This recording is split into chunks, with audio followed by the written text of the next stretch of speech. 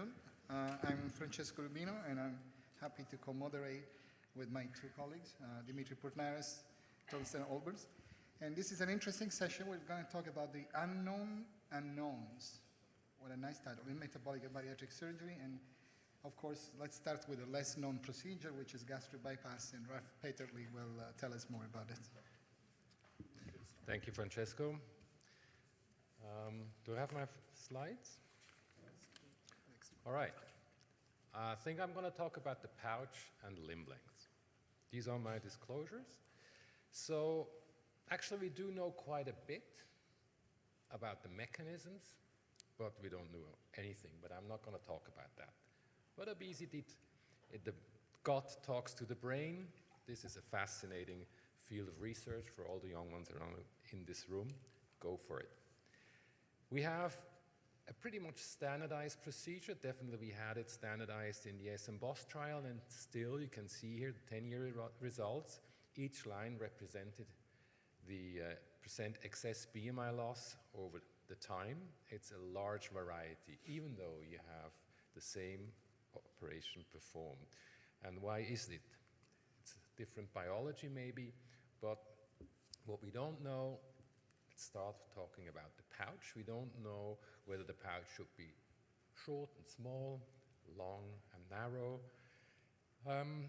I started out doing gastric bypass, and I was very proud if I have one horizontal 45 staple applied and one vertical staple applied. I thought that's the pouch I have to do. That's what I learned in Sweden.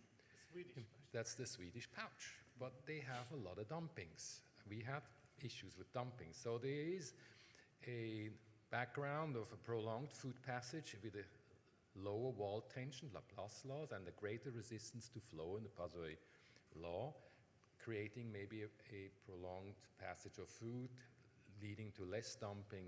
And then also if you have a long pouch, if you take the pouch you have in OAGB, you have less tension.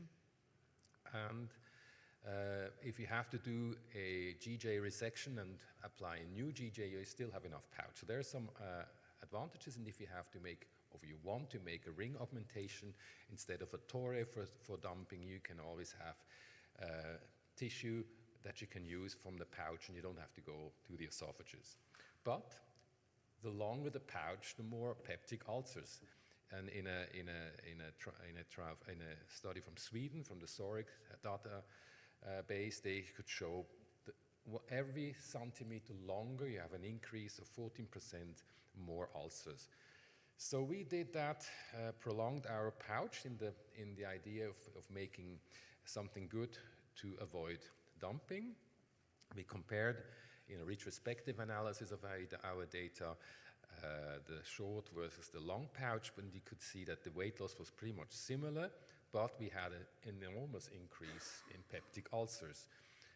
We could reduce dumping, but the price was pretty high. So as a consequence, we went back again and made it a little bit shorter and prolonged the PPI prophylaxis for half a year and for smokers for lifelong.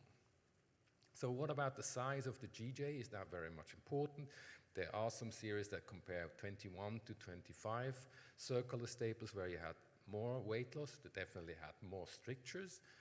And we compared circular versus linear and could not see any difference in weight loss. So probably the pouch or the stoma size is not so much important unless you have dumping, then maybe you have to decrease the diameter. What about ring augmentation? There is this study from Amsterdam with a matched pair design, 5-year follow-up. The weight loss result was somewhat better in terms of total weight loss for the ring-augmented Roux-en-Y gastric bypass with a minimizer ring, and there were more patients achieving the goal of 25% weight loss or more.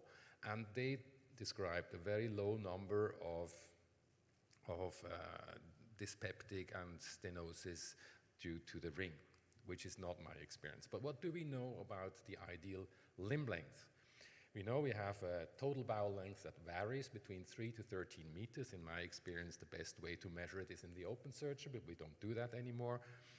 And in laparoscopic surgery, I think 5 centimeter steps is the best reproducibility. So you have different ways of changing the length. You can change the alimentary limb, common limb, and biliopancreatic limb, but whatever you change influences the other limbs. So probably the consequence, if you want to find out what the change of one limb leads to, you have to know the total bowel length. And just by terminology, the sum of alimentary and common limb is called the total alimentary limb.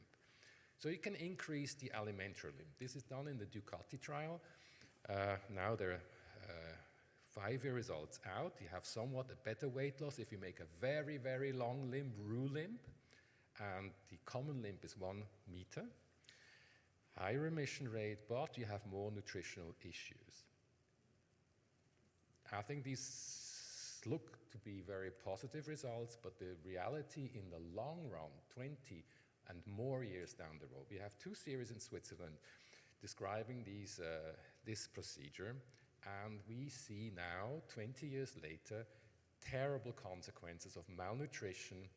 I just revised a patient with a common limb of 40 centimeters, and I think that is an operation that should not be done anymore. Liver damage, oxalate nephropathy, and other problems come along the road. So I don't think that's the way to go.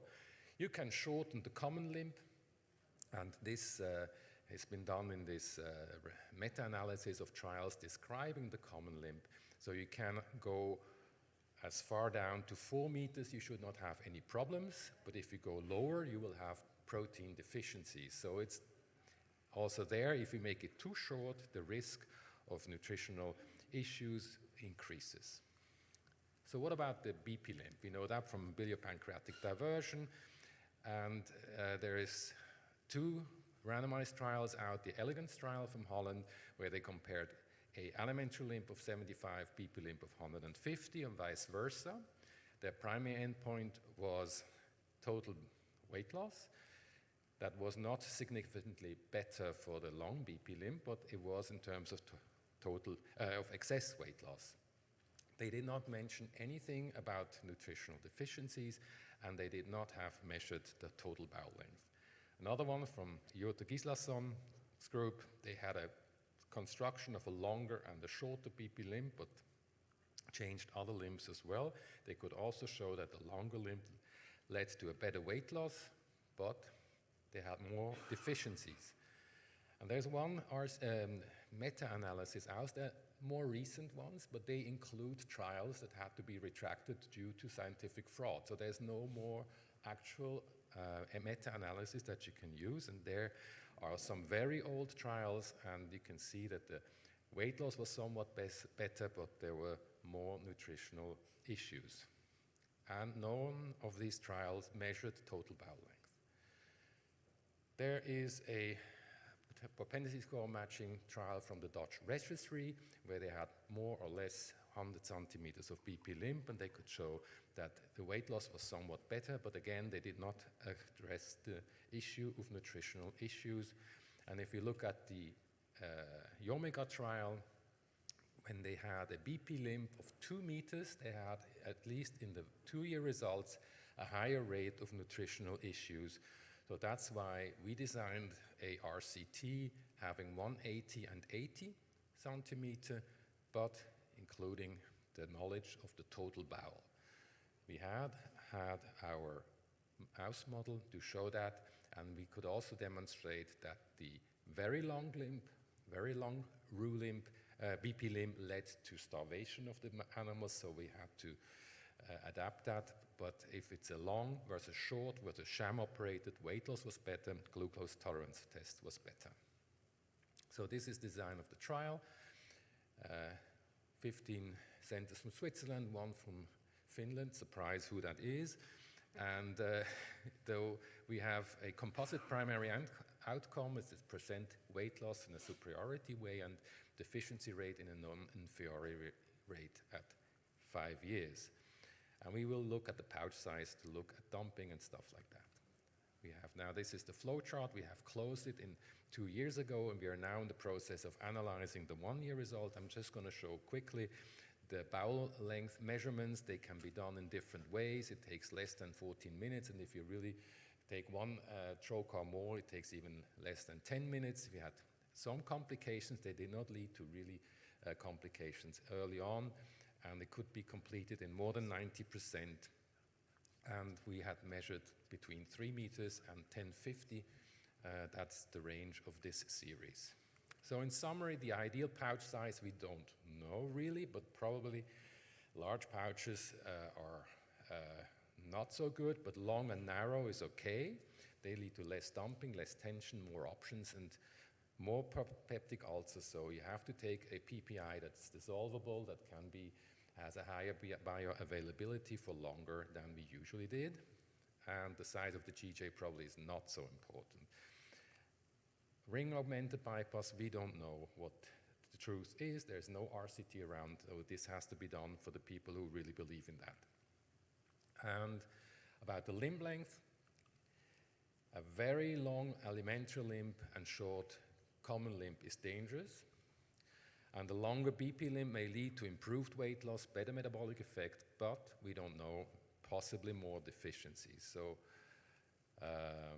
there's more research needed depending on the pouch size, and the SLIM trial may be able to say if we have to do a bypass construction tailored to the total bowel length, or if we are allowed, without being punished, to always use 150 to 200 centimeters of BP length. Thank you very much.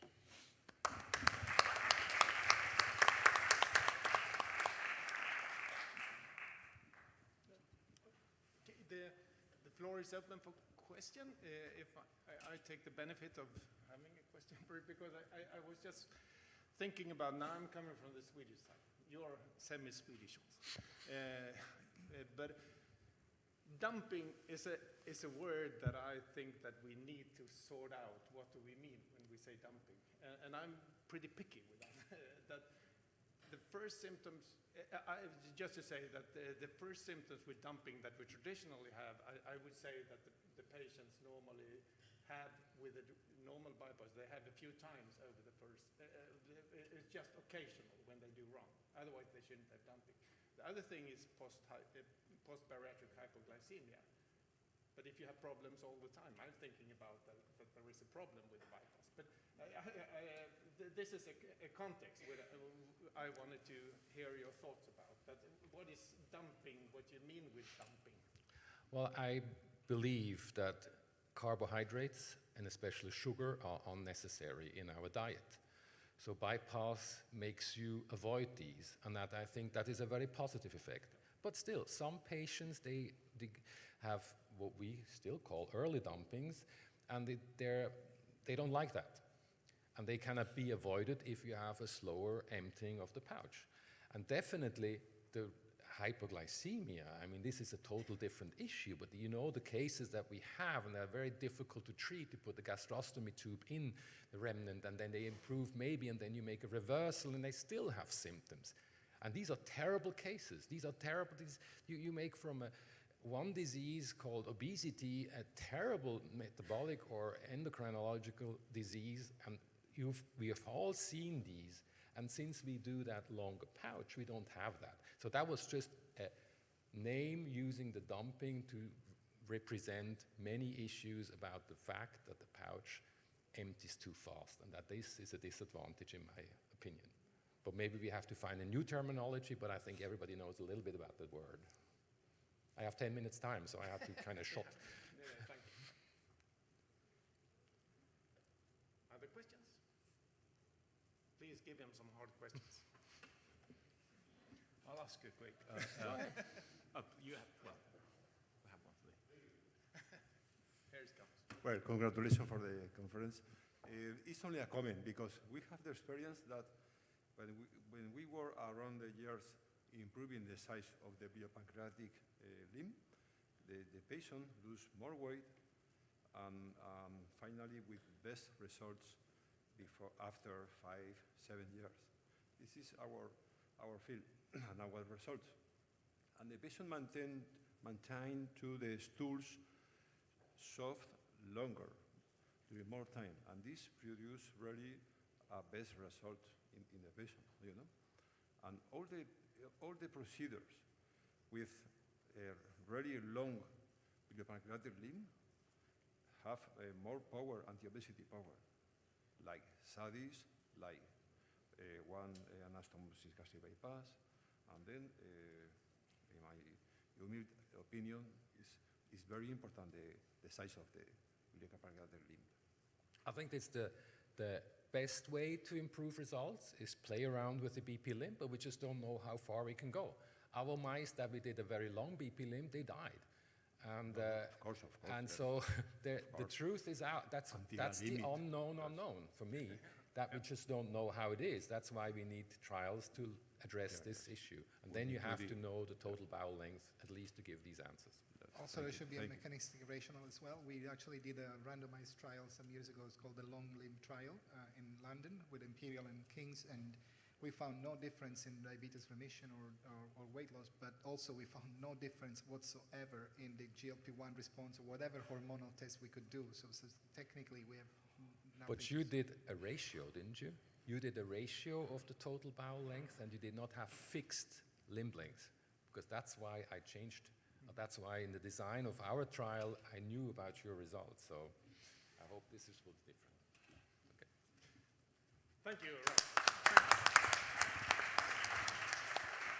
An excellent overview. And Rouen has been along for quite long. And now I'm really looking forward to Mallory's talking about, I would say, a little bit more new kid on the block, the one anastomosis bypass. So I'm looking forward. Thank you very much. We welcome everybody for this afternoon session. My disclosures, I do half and half OHGB and Rouen gastric bypass and a little sleeves. About one anastomosis gastric bypass, there are many people saying the technique is easier. No study is done. It's only an expert's opinion. Operation time is a little bit lower for the OHGB. In my opinion, some 50 to 20 minutes faster. And the difference in complications rate between OHGB and Rouen gastric bypass are very variable in the literature. But it's not where I want to talk about with you. I already told this morning in a session about weight loss, that it is almost the same for the Rouen gastric bypass and the OHGB. And it is in two bigger RCTs and also 8 small RCTs is telling the same, and also the cohort study. So between OHGB and Rouen gastric bypass, equal weight loss and equal resolution of obesity-related diseases. Then about malnutrition, it's also about the limb length. Ralph told everything about it. Also in the OHGB, that is a problem. In the Omega trial already mentioned, there was after 1 and 2 years more nutritional problems with a BP length of 200 centimeters. After 5 years, this disappeared, and there was the same weight loss and also the same nutritional status. There's a review about this, that if you do a BP limb over 250 centimeters, you have more nutritional problems than steatosis.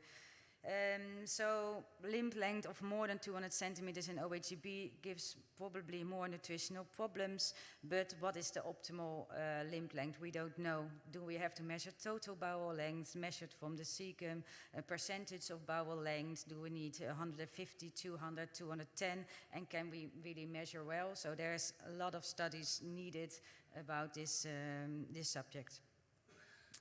If you look at reflux, we all know that in OHGB you can have a biliary reflux, and there are some studies about it, that you have more GERD and biliary reflux after OHGB compared to Rouen gastric bypass. And so there are some studies that say that it's almost the same between OHGB and Rouen gastric bypass. But most of the time you see in the most studies that it is higher in OHGB. There's a big review here about it with 27,000 patients. And what they see is that they have that's almost 50% gastritis, new onset reflux in 6% of the patients. Barrett is very small, 1% of the patients, and a conversion rate to Roux-en-Y gastric bypass of 2%. But if you see and compare with the Roux-en-Y gastric bypass, you have a higher odds ratio for GERD reflux in the OHGB group, and between OHGB and sleeve it is the same. We perform an anti-reflux suture, and then you see that it's a little bit better. You have a lower conversion rate to Roux-en-Y gastric bypass, and if you don't operate patients with GERD on forehand, then also the conversion rate to Roux-en-Y gastric bypass is lower. But what we don't know a lot about GERD in OHGB. There are probably differences in technique. What kind of anti-reflux suture do you need? Do you want one suture or maybe more?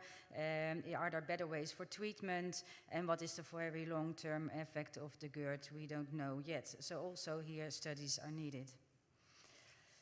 In my opinion, but it's just an expert's opinion, if patients have nitro reflux of bile to the mouth or lungs or vomiting, and if they bend over during the day and they have bile in their mouth and they have it more than 3 times a week and you have no effect on PPI, you do a gastroscopy and a conversion to Roux-en-Y gastric bypass, which we don't have really evidence about it. Of course, there are many people, still surgeons are very afraid for the malignancy, probably after OHGB. There's a review with all the malignancies after gastric bypass, and they found 50 cases of malignancy, 44 in Roux-en-Y gastric bypass and only 6 in OHGB, but that's also because OHGB is the new kid on the block. And they saw for gastric tube malignancy in 61% in Roux-en-Y gastric bypass and OHGB 37%. So it's very small data. There are some animal studies, and they see that in animal studies, if you follow up rats for 30 weeks, you can describe if they may have a malignancy or not. So it's a little bit the same as 20 or 30 years for a human being. And they did some studies in rats, and what you see is that you have in one study no intestinal metaplasia, no dysplasia or cancer after 16 weeks, and you also see no Barrett or esophagogastric carcinomogenic specific genes are the same in Roux-en-Y or the sham operation. But if you have a longer follow-up of 30 weeks with 16 OHGB rats, 16 esophageal rats, and 6 sham rats, you also see no dysplasia and cancer. And you see a little more intestinal metaplasia and ulcer in esophageal stomy rats, but 0 in the OHGB and the sham rats. And also there's a big difference in esophagitis between the esophageal rats and the OHGB rats. So this also is only circumstantial evidence that maybe there is not a problem with malignancy and biliary reflux, but more studies are needed. There is a retrospective study with 50 patients in OHGB. There was no endoscopy done on beforehand, and after 1 year they checked, and 54 patients had some symptoms, but in the gastroscopy there was no dysplasia or cancer, but the follow-up is not that long. So more studies are needed about the development on malignancy.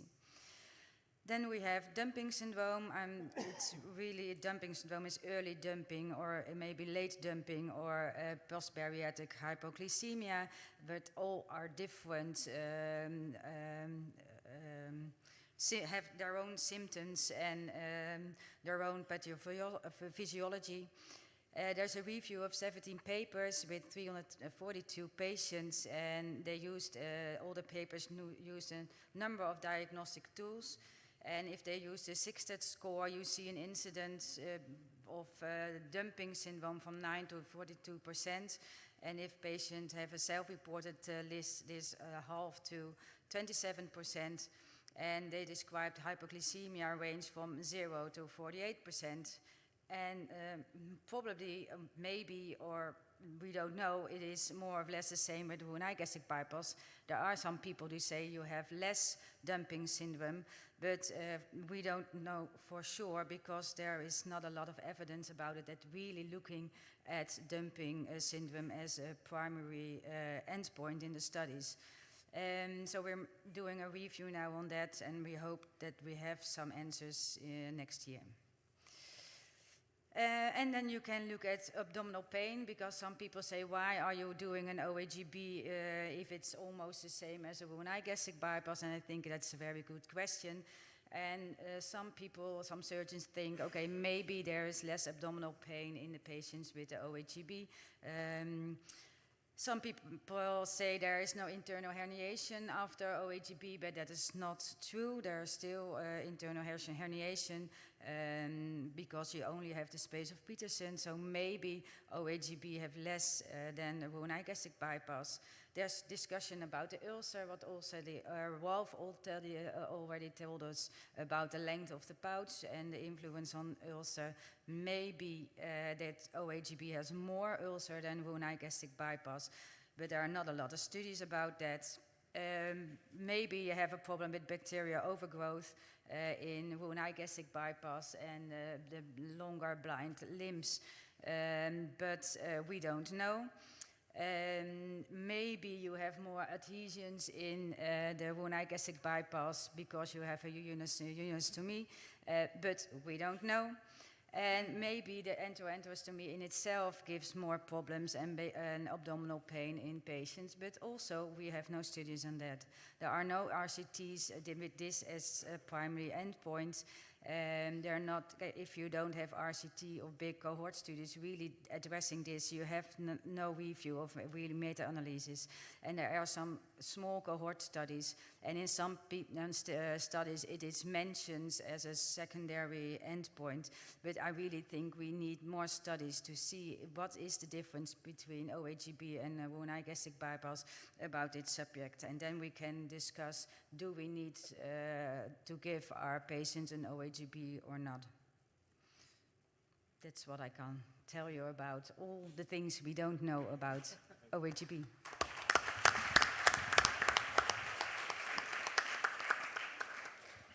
Any questions from the floor? Maybe I have one. So if I understood and try to summarize, there is almost everything we don't know, right? That's true. So we don't know about something about weight loss. That we do know. No. So the question that it comes naturally is, so why do we do it? Yeah, that's a good question. We started because we had a surgeon who really believed in it. And surgeons find it easier to do. It's a little bit shorter operation, and you don't have to do the uniostomy. So I think that was the main reason to start with it. If in the beginning it looks like that patients are losing more weight with the OAGB, but then we had almost always in Roux-en-Y gastric bypass with a very short BP length. We lengthen the BP limb, and now we see almost the same weight loss. So I think more and more we see that it is almost the same as the Roux-en-Y gastric bypass, and the only thing maybe there is a difference is in abdominal pain and chronic pain, and I think that's the way to go if that's true. And if we know more about that, we can maybe enhance better the Roux-en-Y gastric bypass, make maybe some changes in that, or really say, okay, the OAGB is a little bit better in chronic pain and abdominal pain. But I think we need studies for that. I was going to ask on exactly that.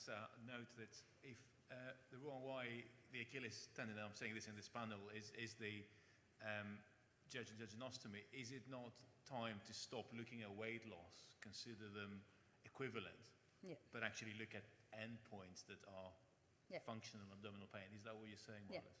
Thank you. Yeah. Dr. Hugo. So, I missed the first part. You do both Roux-en-Y bypass and OAGB. So if I'm a patient and I'm just looking for you as you're the expert, I don't know what I want, one or the other. What's your advice? How do you counsel a patient? How do you choose for the patient between the two operations? If patients have reflux or GERD in forehand, I always say you have to do the Roux-en-Y gastric bypass. And otherwise, what we see, because we did so much OHGB, there is groups of people, patients, family who also have an OHGB, and they're really pleased with it. So some people come to us and really want an OHGB because they have family members who are doing very well. And if they ask me, I explain the difference, and that with the Roux-en-Y gastric bypass, it could be possible that there is a little more of internal herniations, and probably, but we don't know, abdominal pain. And what we do know about the OHGB is that 5 to 8% get a biliary reflux and maybe has to change. And then they say sometimes, okay, but it is a little bit easier, and I have one anastomosis less with the OHGB. And I said, yeah, that is true. Okay, I want the OHGB because you have to operate less on me. So it's not. Ultimately, you let the patient kind of choose between under.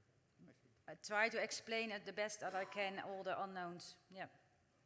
And we have these situations where you have a patient with a massive central obesity. And if you see them and then you say, look, you plan a bypass, then sometimes, or rarely, but it can happen, you say, it's impossible, you have to do sleep. So are these moments where you can do a OHGB? Is that an option that you also anticipate if you have really central obesity? Yeah, the question is, I don't know if one can heard, Ralph, is if you have a massive abdominal fat accumulation, is it sometimes you can do an OHGB and not a Roux-en-Y gastric bypass? Yeah, I think in only a very few cases I have to do a sleeve in that kind of cases. Most of the time we can do then an OHGB. And congratulations. What is about your experience with hypoglycemia? Because in the bibliography you show between 0 to 49%. It's like to send a cone to the eye. That the patient could be hypoglycemia. Do you know? No, sorry, I don't. What is your experience in hypoglycemia in these patients? Because in the bibliography you show between 3 to 48%. This is. I really don't know. I really don't. I think it's almost the same for Roux-en-Y gastric bypass and OHGB. It's my feeling. There are people saying that it's less. We are going to look it up and find it out with our studies. But I really I can't tell you. I don't know. And the length of the biliary limb, how are you using? How long are you using? 150 centimeters. 100? 150 centimeters BP limb. Yeah. Okay. Standardized. Yeah. Congratulations. Marlos, thank you. Thank you very much. So we'll move to Dieter Beck, who's going to tell us what we do not know in SADI S. Dieter, thank you.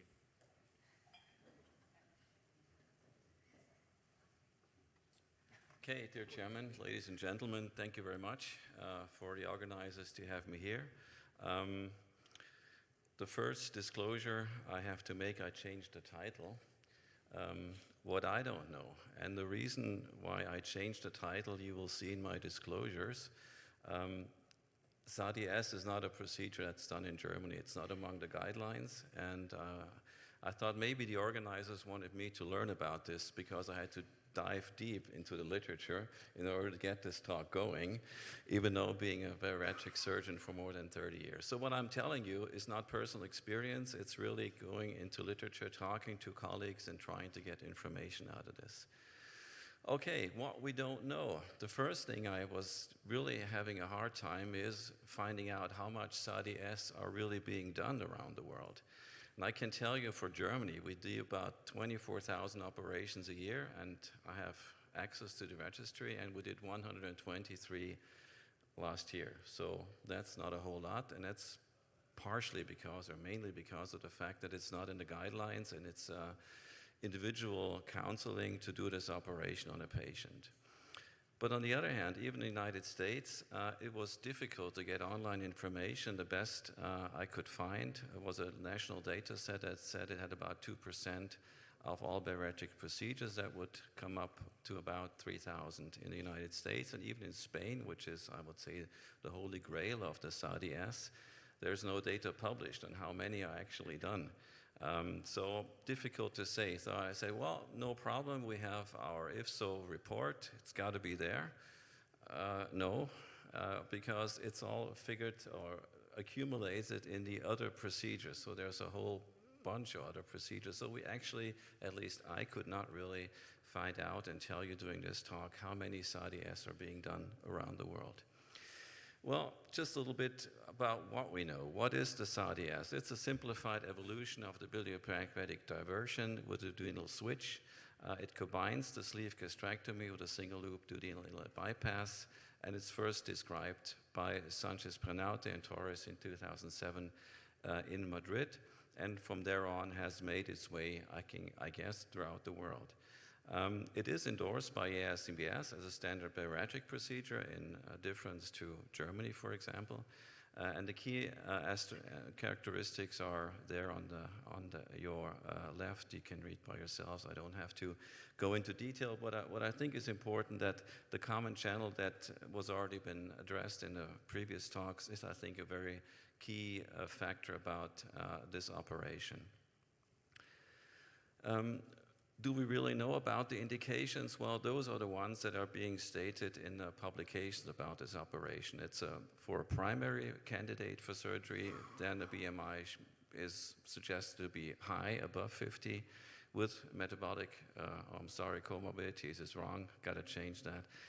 BMI lower with an uncontrolled diabetes, and in revisional surgery, and I think a lot of patients, at least from what I was looking through the literature, are revisional candidates for surgery, insufficient weight loss after sleeve gastrectomy, for example, or a weight regain after prior procedure. And it's looked upon as an ideal second stage procedure. The patient profile should be like this: good compliance with nutritional follow-up, because, and I'm going to address that later on, these are high maintenance patients further on. You cannot let them go. Fire and forget. This could be deadly for those patients. They have to be willing to do a lifelong supplementation, and of course fit for general surgery. Surgical techniques, just really brief.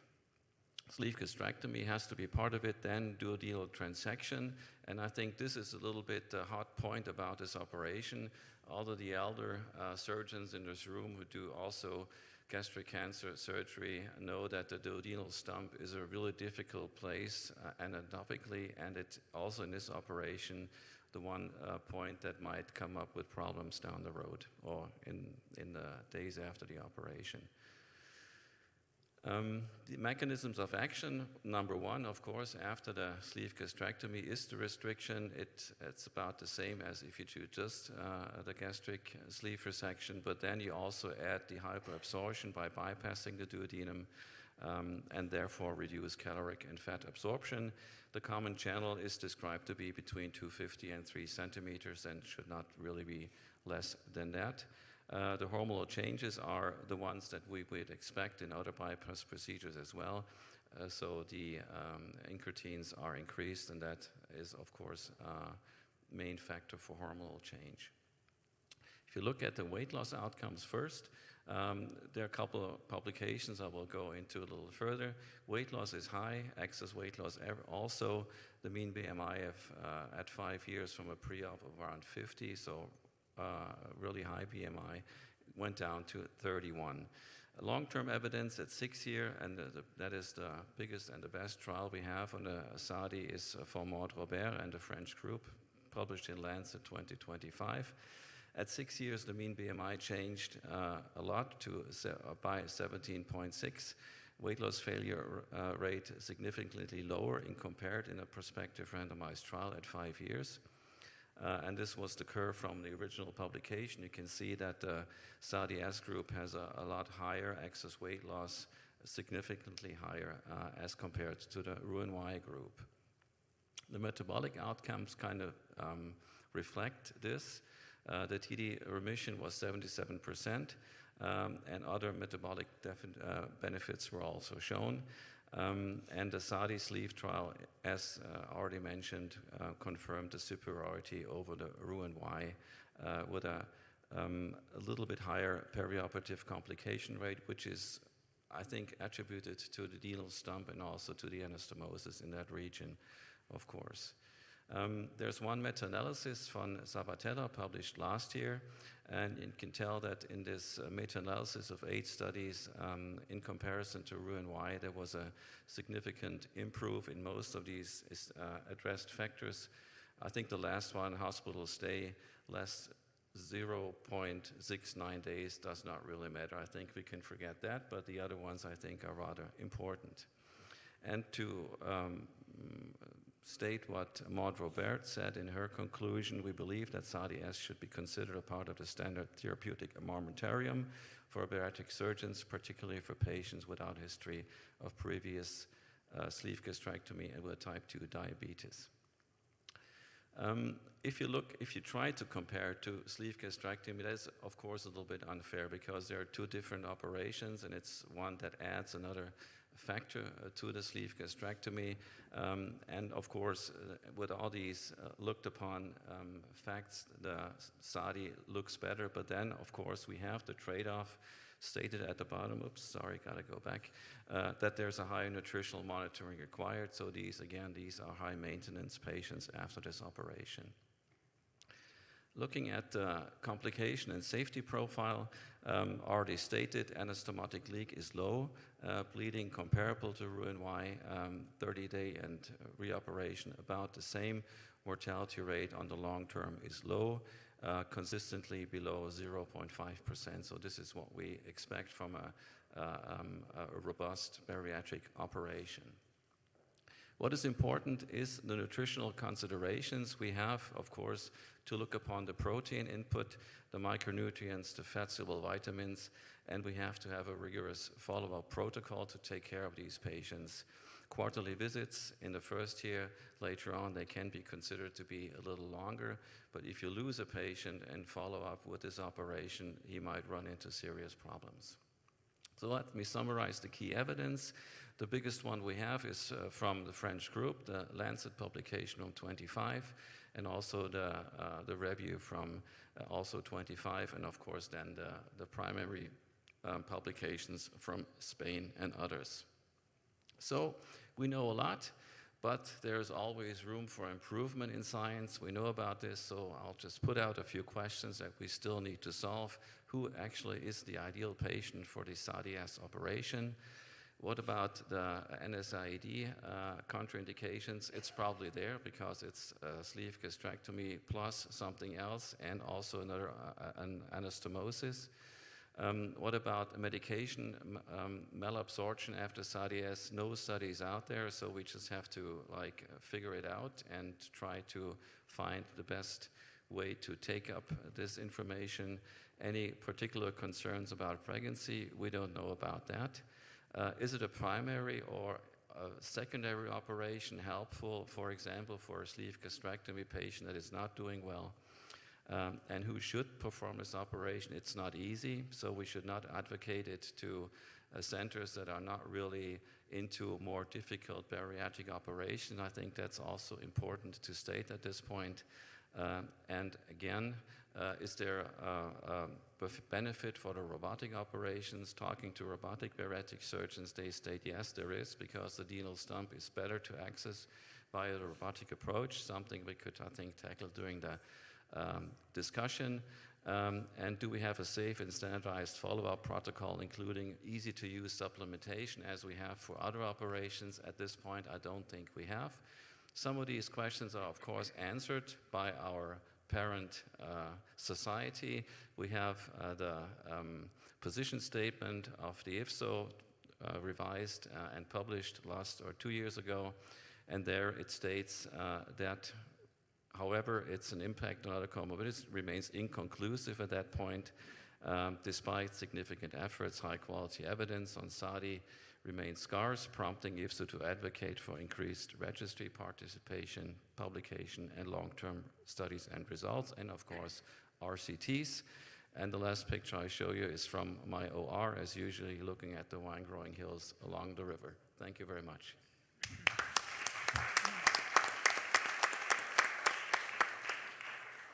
Dieter, thank you very much. You are what regulators now call expert non-user. And of course, your opinion really counts when it comes to those assessments.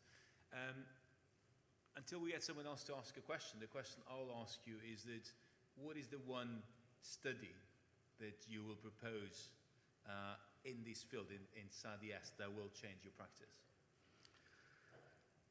I think the one study we have from Montreal is very robust. It's well done. It has a lot of patients in there.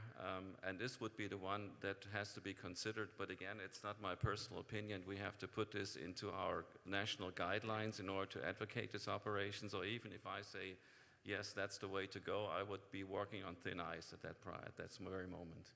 Thank you. Dr. Higgin. So it was a wonderful, wonderful review. So what do you think? Is it time to approach your national guidelines? You, the champion? And to tell you the truth, you have no axe to grind because you're not doing the operation, but you're looking at the evidence and say, well, we really should offer this to our patients. I think so, Calvin. I'm almost on my way to being convinced. But maybe you can tell us, Calvin, do we need a robot to do that or not? Okay. Could I have a little bit, a short question before Ralph?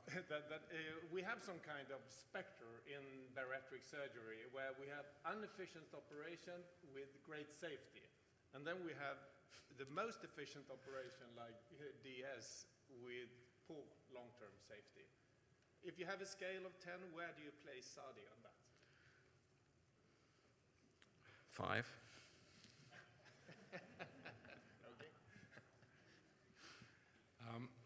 Thank you for this nice overview. I'm challenging a little bit. I don't want to put this trial down from Robert, but I mean, they had in both arms 10% hypoproteinemic patients at 2 years. I mean, they have an issue with protein nutritional counseling of their patients in both arms. And then it was a mixture of primary and secondary procedures. I would rather go for the nice cohort that the Madrid group has, because the risk profile is definitely much better than a BPDDS. And my question to you is, in DS, I learned from Pica Marceau to have a larger sleeve if you do it, adding this hypoabsorptive part of it. Is that being described in the literature, or they do the same sleeve, especially if you do it in a stage version? You probably have had a narrow sleeve to start with, and then you have to be really sure that patients are able to eat proteins if you add the hypoabsorptive part. Well, the pouch size is not really described apart from the fact what kind of bougie size was used. And it was, I think, a 36 to 45 bougie. But what you're saying, Ralph, is what we know for many, many years. I mean, Nicola Scopinaro always put out the fact that we have to look at protein resorption, that even in a Scopinaro procedure, you need a big stomach remnant to keep these patients healthy down the road. And I think this is an important fact, but I cannot tell you what is the perfect pouch size for SADI, but I think we should not go for a really tight sleeve. That would be disastrous for those patients. So I think it's quite clear that it sounds the risk profile is better than a BPD, at least in the short term. The problem is that with BPD and this long limbs diversion, etc., the side effects don't happen only within the first 2, 3, 4, 5 years. But if you look at recent work from Papadia, who looked at the 30 years post-BPD in Genoa, we're looking at like serious complications at the level of 60, 70% of that population, and most of those happen really long-term after surgery. So do you think we have enough with a randomized trial to substitute Roux-en-Y gastric bypass, or should we still wait for more? I could add that to my list, what we don't know. Francesco. Of course, we need more studies to answer these questions. And what I take from researching this for this talk is that these are high maintenance patients, and if we even design a study, we have to make sure that we keep track of those, and we should not advocate it to be done somewhere where this track is not being upheld. I think that is one of the biggest messages I take from researching this now. Okay, thank you very much. Thank you very much. So that's a great pleasure and privilege for me to introduce Pauliina Salminen from Finland. So Pauliina, you tell us what we do not know in sleeve gastrectomy, although I would like you also to say, what do we actually know about sleeve gastrectomy?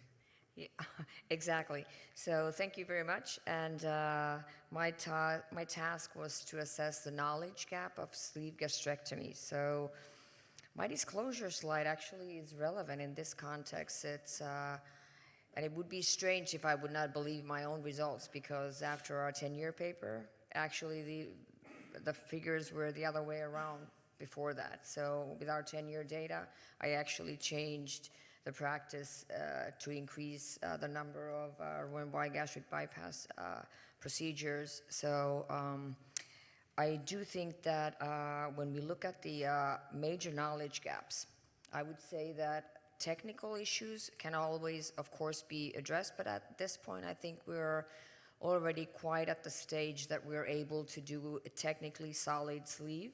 Of course, that doesn't mean that all the sleeves are solid, but I think we do have a standardized technique that we know to avoid certain issues in the technique for the procedure.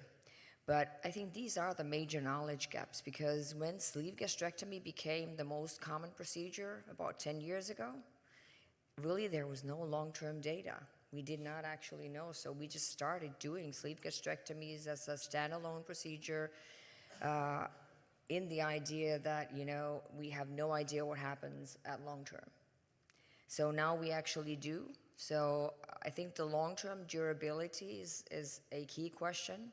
The need for revision is, of course, and conversion is really a question. Reflux was the main issue that, my practice changed a bit. So I became more careful with the patients that have reflux for the indications. But I think still sleeve is a very good procedure also. It has durable effects for some patients at 10 years. So I do think that what we really don't know is that how could we actually identify the patients that do very well with sleeve gastrectomy. It is clear that when Roux-en-Y gastric bypass, when you look at the RCT data, all RCTs, it is a bit better for the weight loss and the metabolic outcomes. Of course, we also don't know the mechanisms of action behind this, as Ralph showed in the Roux-en-Y gastric bypass presentation. And we, of course, don't know the optimal synergy that we can have with the current OMMs together with sleeve gastrectomy. But due to the lack of time, I will focus on the first four.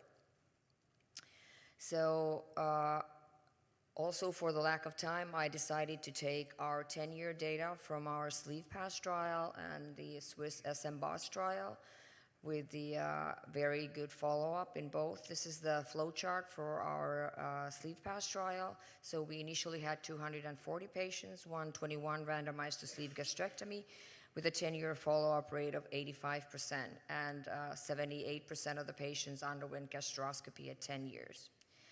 So, but when you look at the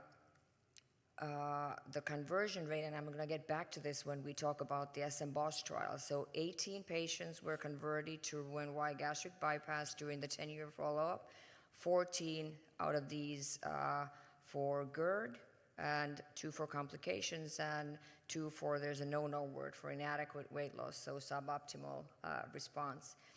But this, again, I have to say that when I look at our own eligibility criteria for this RCT, it, of course, we excluded patients with severe GERD. How do you define severe GERD? Unfortunately, we did not have very good objective measurements. So we excluded patients with large hiatal hernias, and of course, if they would have esophagitis or Barrett's, but still we had no symptom assessment and really not a standardized exclusion criteria for GERD. So in my mind, some of these patients actually probably should never have undergone a sleeve in the first place. So when you look at the weight loss, what we know, I think, and this is, I think, nicely outlined, our trial was an equivalence trial, and I'm not going to go into detail for the trial design, but it is clear that Roux-en-Y gastric bypass is a bit better for the weight loss due to the study design. That was not, it was not equivalent, and it was no clinically significant difference based on the pre-specified equivalence margins. But you can see throughout all of the time points that the weight loss trajectory is actually very similar at all time points. So Roux-en-Y is a bit better at every single time point. But even at 10 years, we still have weight loss for sleeve gastrectomy, 43.5%. This is percent exit weight loss. Bypass, 50.7. So it is the durability, of course, in this context can be questioned, that how many patients actually need something else outside sleeve gastrectomy. When we look at the SM-BOSS 10-year results, and thank you for Ralph for the slides. So sleeve group in their study had significantly higher rates of conversion, so 30% versus 5.5. Again, it's a bit difficult to do a conversion for Roux-en-Y, but you can enhance it, of course. But it's still, our conversion rate was 18%, so a bit less.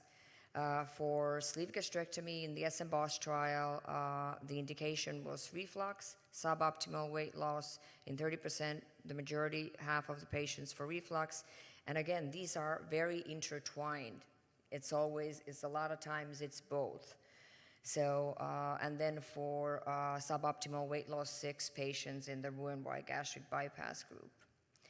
And here you see the excess BMI loss for the per protocol population.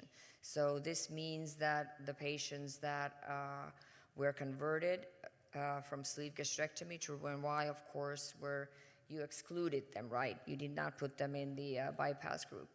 So that's exactly what we did for our per protocol. So this is clearly showing in their trial that Roux-en-Y is a bit better because you look at the per protocol, so the actual procedure that the patients had who were still with the original procedure.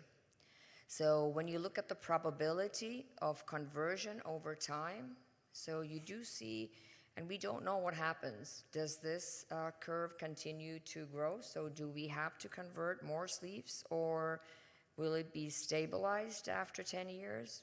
It's very difficult to say, so I would say that that is something that we definitely do not know, but it is very different when you compare it with Roux-en-Y gastric bypass. So for our study, for the per protocol analysis, we did exactly the same. So we excluded the patients that were converted, and there was no difference in our study bit for the per protocol analysis. But I do have to say that both of our trials are, as they have to adhere to the original study design. When we did the merged data, so combining our study data, we actually were able to show that there's a difference favoring Roux-en-Y regarding the weight loss. So we do know that. It is a bit less for sleeve gastrectomy.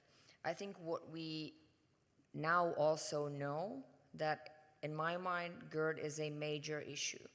So at our 10-year follow-up, as I said, 78% of the patients actually underwent upper gastrointestinal endoscopy. They were all, of course, preoperatively also underwent the endoscopy. Our esophagitis rate was 31% in the sleeve gastrectomy group and 7% in the Roux-en-Y. But there was no difference in the prevalence of Barrett's esophagus. So this was, of course, de novo Barrett's because nobody had Barrett's at the start and at the randomization. All Barrett's were short segment, And this, of course, is very important when you look at the studies looking at this, is that you look at the correct definitions. But I do think GERD is an issue with sleeve gastrectomy, and it's going to be interesting. I think one of the technical issues that should be addressed is that some centers and some colleagues actually a lot of times do a hydroplasty together with sleeve, whether that would help. So we are in the process of creating this randomized trial, multinational, to look at whether actually small hiatal hernia repair would help. In my mind, I'm not a believer for that, but it's, we're going to see what the data shows when we get that study running. Just finalizing, the optimal patient selection, I think, is crucial. We need to have RCT data. We need to have real-world data to optimize the patient selection in order to kind of somehow predict the probability of a good outcome for that specific patient. The study run by Francois Petou and colleagues with our data in it. Also, the SOPHIA study actually has a very nice calculator that you can try to predict the weight loss outcomes. And I just looked at it yesterday, so it was over 1 million predictions were used. I am really looking forward to our international collaboration. We just had a meeting today, so all the randomized trials comparing sleeve gastrectomy and Roux-en-Y will be combined on an individual patient level data. So we will have over or about 2,000 patients that are randomized in this context to hopefully show type 2 diabetes remission and all other outcomes. So these are the trials, and we are maybe looking what happens with the best trial results, whether we're able to get you guys in. So in conclusion, I think all of these are somehow intertwined and interconnected, these knowledge gaps, and we do need the long-term data to figure out how to optimize the patient selection. So thank you very much actually for our merged data group. I just want to remind you of the IFSO European chapter applications for the committees, and see you in Toronto and Munich. Thank you.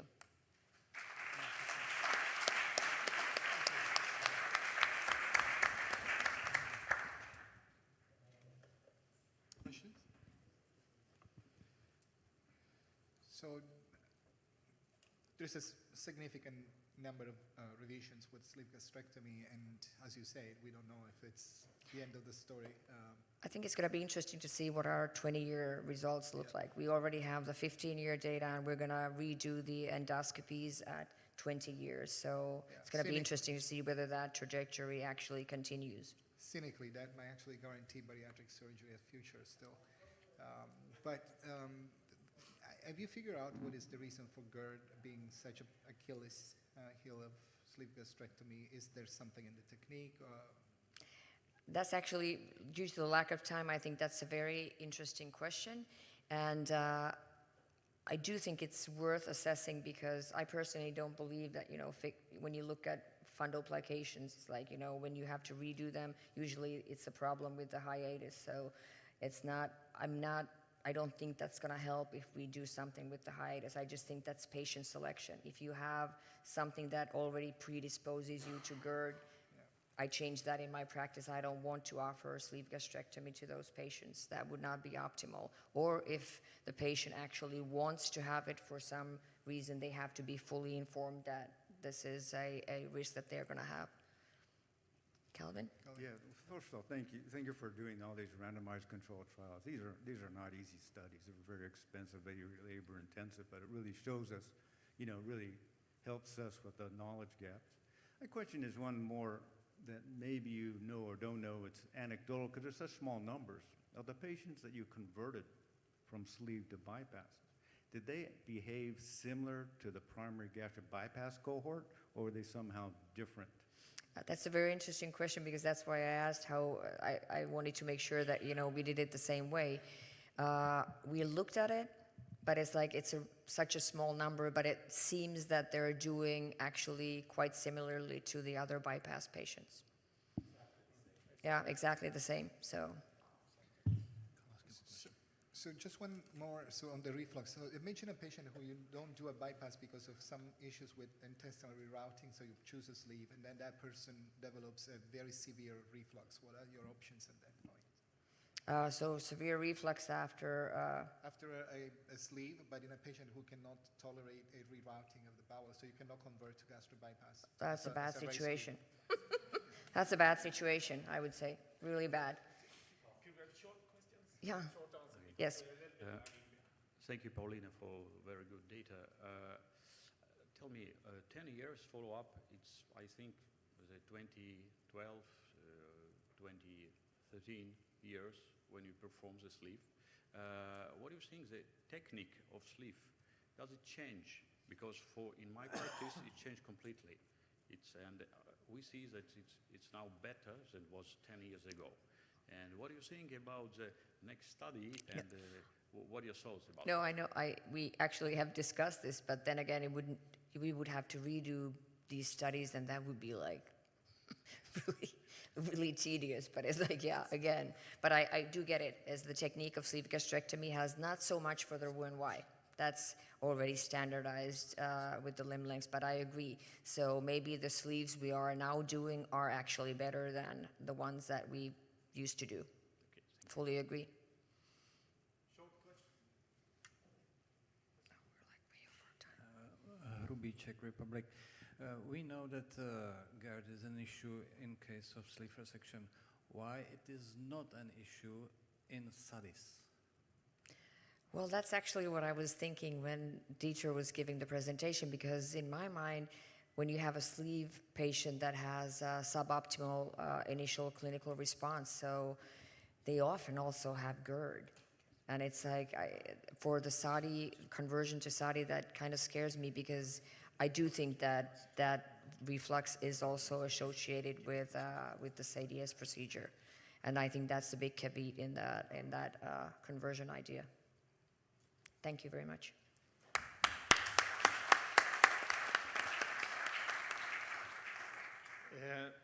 There's a handful of people in the world in the bariatric community that don't need introduction. And I think Kelvin Higa is one of them.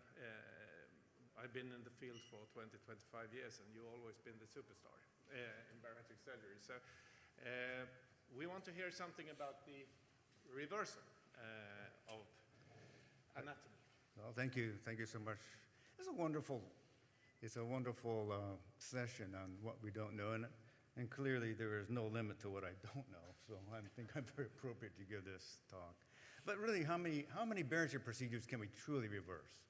And I'll say none. Not even the band, not the gastric bypass, but most of them remove parts of the tissue and that sort of thing. But can we really reverse? So I'll present some of our data here. Let's see. Why isn't this working? This one? This one. Oh, I see. There you go. Thanks. This is no instruction manual. Click on the spiral sometime. I got it. It doesn't. I got it now. Whoa. Good. The arrow has a mind of its own, I guess. Oh, there you are. Okay, so what do we don't? Why are we reversing the anatomy in the first place? Maybe because there's no explanation other than the bypass. And we see this all the time. Patients come to us, they're in trouble, and no one can figure out what it is. It's got to be their bypass or bariatric procedure. Malnutrition, electrolyte abnormalities, chronic pain, excessive weight loss. Had one patient who had magnesium deficiency, and I was forced to reverse them. They gained all the weight back, and now what do we do? Psychological intolerance, believe it or not, despite the workup, the evaluation, the treatment. We have patients 1 week after surgery demanding reversal because they just can't take it psychologically. Dumping syndrome, neuroglycopenia, whatever you want to call it, postprandial hypoglycemia. This is a problem with gastric bypass. And I was reversing patients at 2 to 3 a year for this problem, despite aggressively sending them to the dietitian. But something changed along the way, and I decided to study these patients. I admit them to the hospital. Starting that protocol about 10 years ago, we observed that most of their issues are behavioral that could be changed by simple behavior modification. So I've yet to reoperate on a patient or reverse a patient for this problem after making that part of our protocols. If we think we need to reverse them, we bring them in the hospital so we can observe them like a lab rat and prove to them that it is a behavioral issue. Low glycemic index food, slowing down, that sort of thing. And of course, complication, recurrent ulcers, intussusception, host of all these other things. What we don't know. Well, we don't really know the primary anatomy. At least in the United States, our gastric bypasses are not standard. Even my bypasses aren't the same, and they've evolved over time. I don't know the size of the pouch, the actual limb lengths, bypassed, how it's routed, that sort of thing. We don't know if the vagus nerve is intact or that we might injure it during the reversal and what significance that might be. But anyone who will involved with hiatal hernia work and review hiatal hernia work know this may be important, something we need to consider when we're going to think about reversal. We don't know the patient. So far, we've only talked about the anatomy, but the wild card in this is the patient. Will they be compliant? Do they have some undisclosed addiction issue?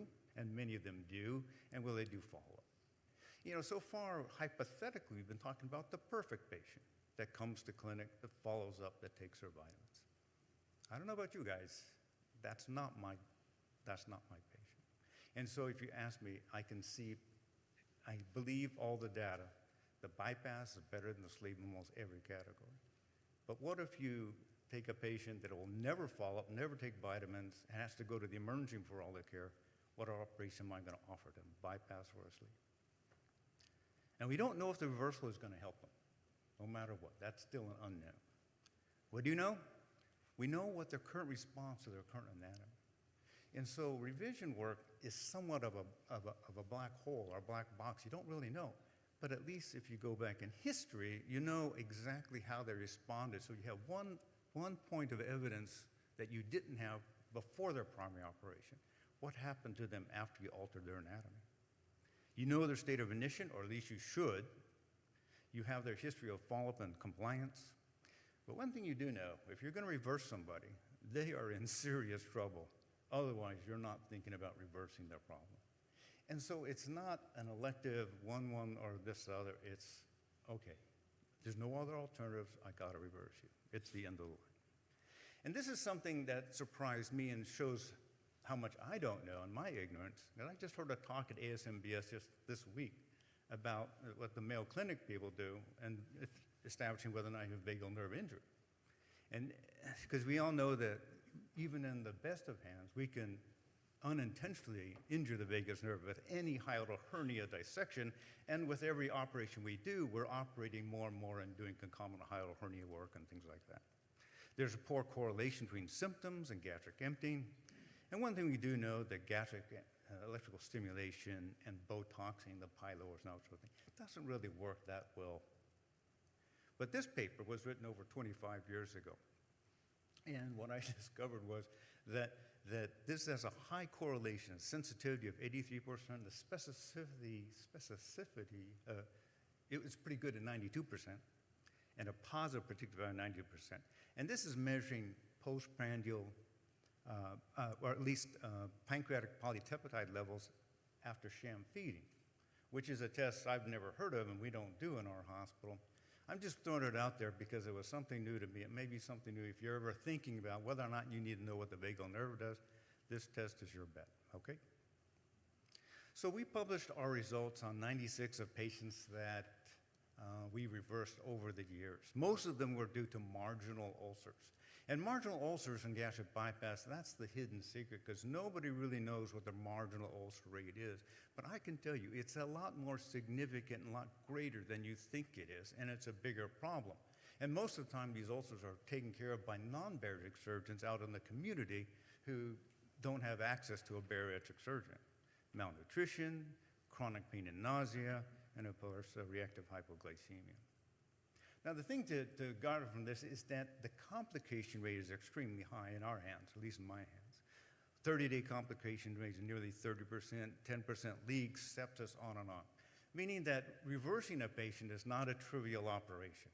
Reversing a patient is probably higher complicated, is more complex and higher morbidity than any primary operation there's out there. So that's why this has to be the last resort. So let's look at why we might do this. Here's a patient, 48-year-old male, had a gastric bypass somewhere, got transferred in for abdominal pain with a diagnosis of intussusception. And there's the CT scan shows intussusception. We know that that's one of the things that Roux-en-Y gastric bypass, part of the Roux-en-Y anatomy. Okay. Our workup said, no, you got this big marginal ulcer because the pain didn't fit the CT scan findings, et cetera, et cetera. So now we have a very large marginal ulcer. But this patient is also, am I 6 minutes overtime? No. Oh, okay. This patient smokes, drinks a bit, takes methamphetamines. All of this is active. All of this is active, okay? But the patient has had very good weight loss. Was originally close to 600 pounds, was 174, actually looked pretty healthy except for this problem. So we surmised the problem and decided maybe this patient who is out there in community, just getting all their care to the emergency room, not seeing anybody of primary care, probably his best bet is to do a reversal. Urine drug test positive for amphetamines. Can you low vitamin turn off the audio for me? There you go. So we explored this patient. We can see this patient doesn't have intussusception at the JJ, but had other intussusception as well. We see this patient has a gigantic pouch, again, non-standardized, and this large ulcer. This type of the ulcer, if it looks like this, it's never gonna heal, no matter what you do. So you've gotta operate on these patients if you want them to dissolve. And you find out the ulcer is chronically perforated, attached to the abdominal wall, which is where the patient's pain was. And so my job, if I'm going to reverse a patient, especially in a patient like this, I can't just go in and staple off everything and hope it's going to be good. My job is to put back the anatomy so that it's as close to what God gave him when he started with. I want to put the small bowel back together again. In this case, we'll do an end-to-end anastomosis because I want to eliminate the potential for intussusception in the future, because this patient's going to be in the emergency room once again with CT findings that they're going to wonder about. So I want to make sure that when they do a CAT scan, if they have a bowel obstruction, it's not because of intussusception or anything else. So in order to do that, it may be more labor intensive, but I'll just do a hand-sewn end-to-end anastomosis. That way, there's no rule-in, there's no chance of anything else, closing the interhernia areas, et cetera. So, and this is a small bowel anastomosis, a single layer running anastomosis. It's not that much more intensive than doing a staple anastomosis. The main thing is, what am I going to do with this pouch and how we're going to reverse this patient? And again, the idea is to make it look like when an endoscopist comes by and scopes this patient, that they may not be able to tell that there's been a gastric operation. I know that's impossible. But in my mind, that's exactly what I want. I want to eliminate all the staple lines. I want to make it as pure as possible. I want no foreign body. I'm really trying to put this patient back together again the best I can. And maybe that attitude, maybe that leads to my high complication rate. Maybe because it's more intensive, a longer operation, I don't know. But I know this patient is not going to follow up with me, ever. I know this patient is getting all their care in the emergency room. This patient is going to continue to drink, take methamphetamines, and going to continue to smoke. So my objective really is to just reverse this patient the best I can. And like I said, that means removing all foreign body within the tract, taking out all the staple lines, and then just manually bring this together. And in this case, I do this many ways. In this case, I did a standard old-fashioned two-layer anastomosis. They're separate from mucosa and serosa. We use ICG quite a bit just to make sure that we're not leaving anything that looks like it's going to be ischemic, and then we just bring it together. So basically, reversing it is really reversing it. And then again, there's operations that you can't completely reverse, like the duodenal switch. This patient had an open duodenal switch, big trouble, hyponourished, starving to death, and I think it was just a good idea to try and reverse them. That means taking apart the small bowel anastomosis and putting it back together again, but then also just leaving her with the sleeve gastrectomy. Of course, I can't reverse the sleeve gastrectomy, but that means digging out the duodenum, doing a duodenoscopy, in the face of all this mess. So I think that when I'm looking at the reason why we're doing this, and again, these patients are critical. They're in crisis, right? There's the duodenal-ileostomy. And let's see, somewhere along the line, we do intraoperative endoscopy, and then we put the duodenum back together again. Okay. So my final thoughts is, it's really not possible to completely reverse a patient's anatomy. But I think we should strive for perfection to catch excellence, meaning that it's not that better is the enemy of good. It's really that we really want to reverse everything we can that's humanly possible that we can. This is a Vince Lombardi quote. We got to think about the next surgeon's got to be in there, right? Because no matter what, these are high maintenance patients that are going to keep accessing the healthcare system for whatever reason. So we need to leave behind clean anatomy so the next surgeon is going to have an easier time of fixing whatever you did or figuring out what's wrong at this time, because these patients are going to come back. This is not the end of the line. And lastly, reversing this operation does not mean you can abandon the patient, because this patient still has an underlying disease, and thank God we have really good medications these days who can help train this patient, and we can take care of their addiction. We can approach these patients like they're a patient, not just anatomy to be reversed. I think some of our issues as surgeons and some of our decline in volume is because the world sees us as these technicians, as opposed to the cancer surgeons who they see as heroes, okay? Because of this attitude that we abandon our patients and we don't care for them, especially if we reverse everything we've done and they're on their own.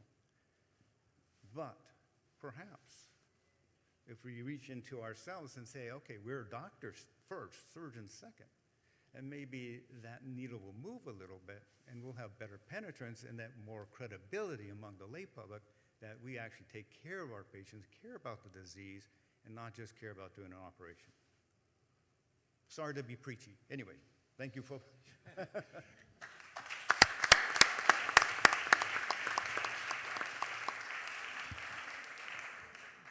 Thank you very much.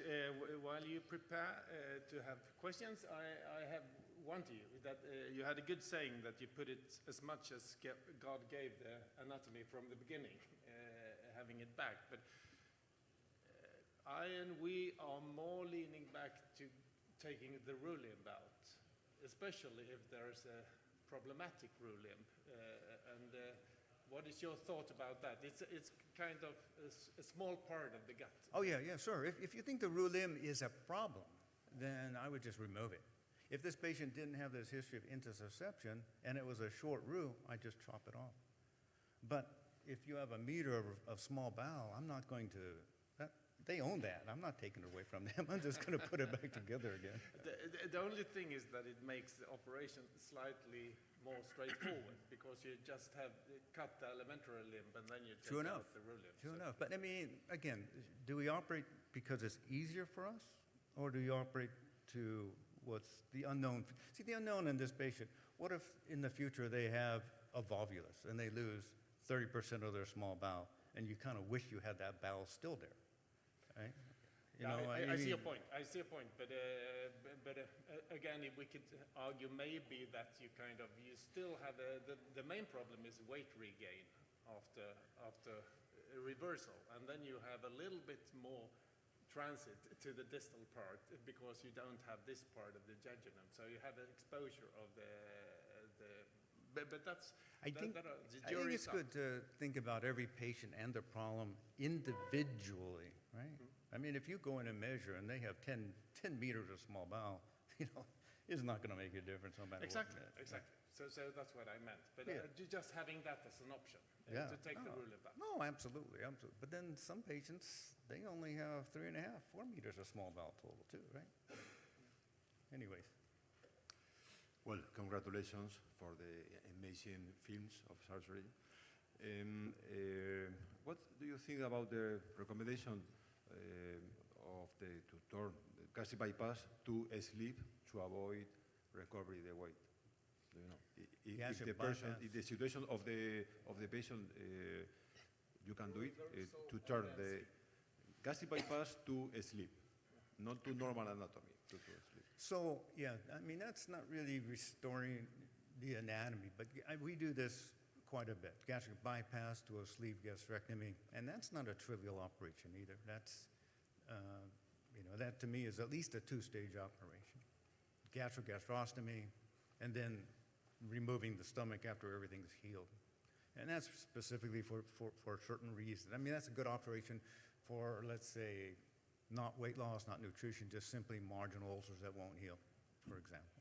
I mean, that's just one option, okay? But it's, that's a hairy operation too. It can be. No. Thank you. Thanks. One short? Thank you. Yes, thank you, Professor Higa. I was just wondering, in your experience with reversal of gastric bypass in these patients, how often has the indication been abdominal pain of unknown origin, these difficult situations where no real cause has been found? What's your experience with that? Yeah, it's not as often as the complications like ulceration and things like that. But chronic abdominal pain is again, one of those things that it's there's many reasons for this. And when we take the patients to that, they've had an extensive workup, psychologic test, we look at it, but we go in to explore them to see if we can find the cause of abdominal pain. But if there isn't, and the pain is significant, life-threatening, then we're already set up to reverse them, because that's the deal we make going into the operation. And we don't know, and many times the pain is still there. And the patients know this, but those are the unknowns. Thank you. Thank you very much.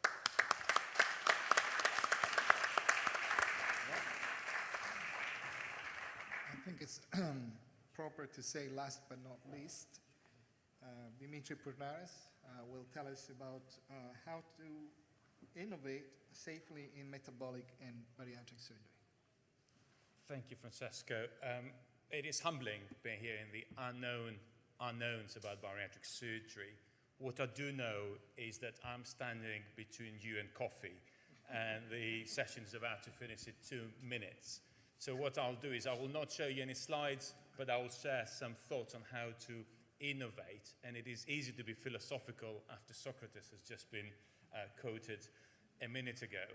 And I'll start by saying that Brené Brown said that you can't really innovate without failure. The challenge, of course, is that a risk and the impact of the failure is not only carried by the surgeon and the multidisciplinary teams, it's predominantly carried by our patients. And how do we do that? My take-home message is, first of all, the standard of innovation has gone higher in this field because we now have data. And in fact, even in the unknown unknowns about bariatric surgery, we have seen some amazing data this afternoon. We also know that the disease of obesity is treated much more effectively and much more safely today. Therefore, the standard of innovation has gone higher. My take-home message will be that we need to identify the innovation, notify, and specify. So how do I identify what is novel? What is the difference between an operation that has never been tried before or has been tested in an animal model versus introducing duodenal switch in my own hospital, having been to an IFSA session? The key message is that if the risk is unknown, that is new, and we need to identify that first, and who we notify depends on exactly this. If this is a completely novel procedure, the process, the regulatory process, wherever you are around the world, involves an ethics committee meeting. And if this is the first time you're doing a recognized procedure in your hospital, most institutions will have a new procedure committee or a clinical effectiveness committee. And how do we specify what's the novelty? It is, first of all, recognizing and communicating this to the regulator and to our patients. What is new? What is the associated risk? What is it that we're going to find out by doing this? One framework of doing this is the ideal framework, and that stands for idea, development, evaluation, assessment, and finally long-term follow-up. I think it's really important that we continue being innovative in this field, but we do this properly. Thank you very much.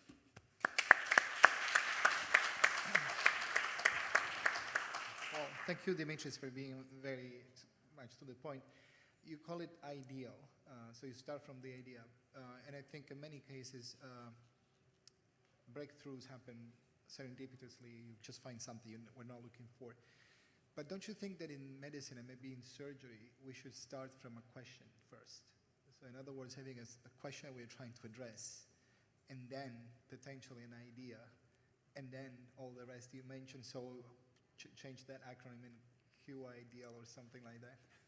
I'm sure we'll find a way of doing that. Absolutely, I agree, Francesco. And if you think about this, this is exactly what we did this afternoon. By identifying what are the unknown unknowns, these are all potential research questions. So all of us should be thinking on our flights back home, what are those research questions? Exactly what you said. And then we can probably have some ideas. They will come on WhatsApp groups. And then we can start planning how we're going to answer those scientific questions.